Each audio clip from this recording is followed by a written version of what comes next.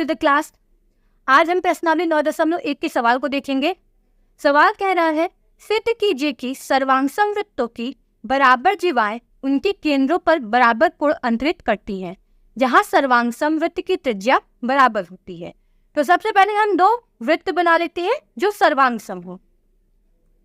हमने एक वृत्त बनाया जिसकी त्रिज्या हमने R1 कही, और एक दूसरा वृत्त बनाया जिसकी त्रिज्या R2 है। दो जीवाएं खींच लेते हैं। पहले वृत्त के लिए जीवा है AB, दूसरे वृत्त के लिए हमने जीवा CD ले ली। अब यहां पर हम O1 और O2 दो केंद्र ले लेते हैं। सबसे पहले हमें जो दिया है हम उसके बारे में लिख लेते हैं। दिया क्या है? वृत्त सर्वांगसम है तथा उनकी त्रिज्याएं बराबर हैं।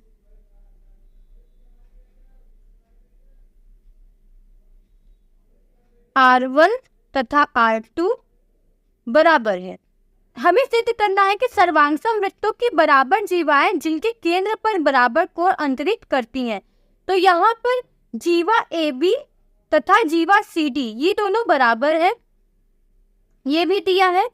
अब हमें सिद्ध करना है कि जो कोण है, कोण AO1B बराबर होगा कोण CO2D के। त्रिभुज OAB तथा त्रिभुज O1AB तथा त्रिभुज O2CD से कि त्रिभुज O1A में जो O1A है वह त्रिभुज O2C के बराबर है। यानी ये जो भुजा है O1A ये दोनों बराबर है क्योंकि दोनों की त्रिज्याएं बराबर हैं, और AB भुजा हमारी CD भुजा के बराबर है। दोनों जीवाएं बराबर हैं तथा O1B और O2D ये भी त्रिज्याएं हैं। हम साइड में लिख देते हैं, ये त्रिज्या है जो बराबर है, ये जीवा है वो भी बराबर है, और यहाँ पर हमारी त्रिज्या है तीसरी भी। अब ये SAS नियम से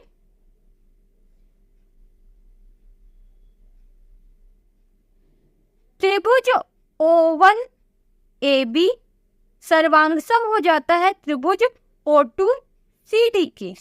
अब सर्वांगसम त्रिभुज के बारे में हम जानते हैं कि इनके जो कोण होते हैं समान होते हैं। तो यहाँ हो जाएगा AO1B बराबर कोण CO2D। हम लिख सकते हैं अतः वृत्तों की बराबर जीवाएं केंद्र पर बराबर कोण अंतरित करती हैं।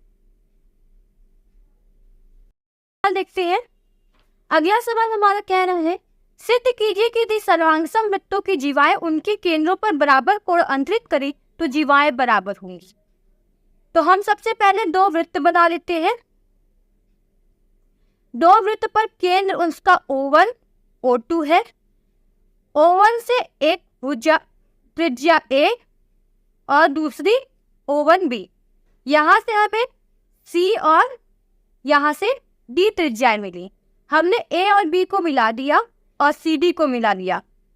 तो हमें दिया क्या है पहले ये समझ लेते हैं।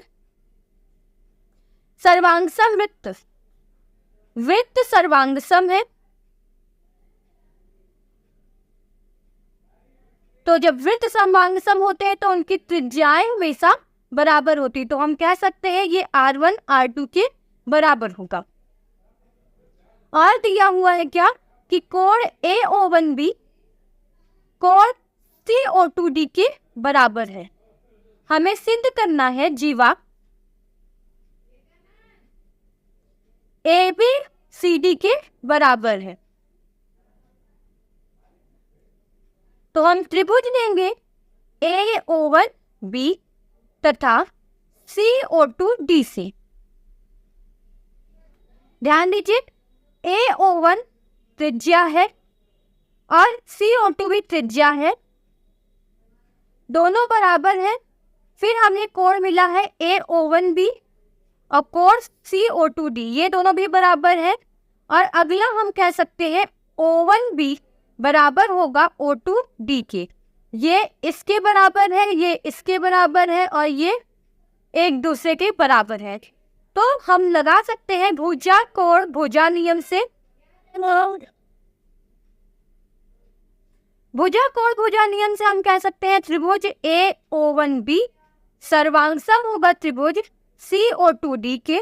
दो त्रिभुज सर्वांगसम होते हैं तो उनकी भुजाएं आपस में बराबर होती हैं, तो हम कह सकते हैं AB जो भुजा होगी वह CD के बराबर होगी।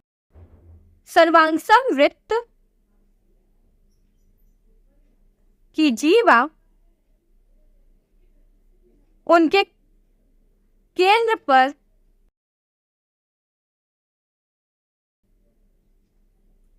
समान कोण अंतरित करें तो